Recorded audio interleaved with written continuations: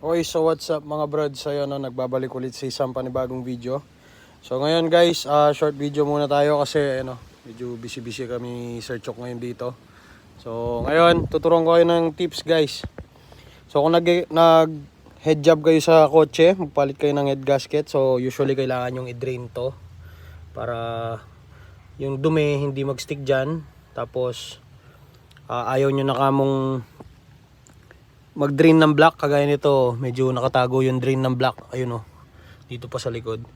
So quick tip lang, ayan, gumamit kayo ng basahan, yung lampara method guys.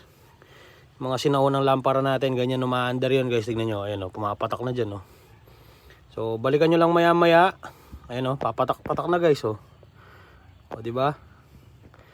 So ito kakalagay ko lang, ayan sinisip-sip nyo na yung tubig guys So dire-diretso na yan. Mamaya pakita ko sa inyo pagkabawas na yung laman. Pati ito mababasa na yan mamaya. Wait lang.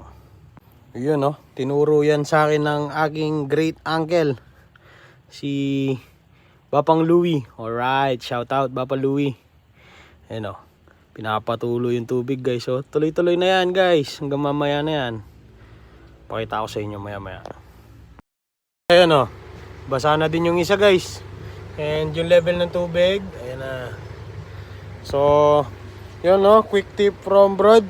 See you next time. Let's go.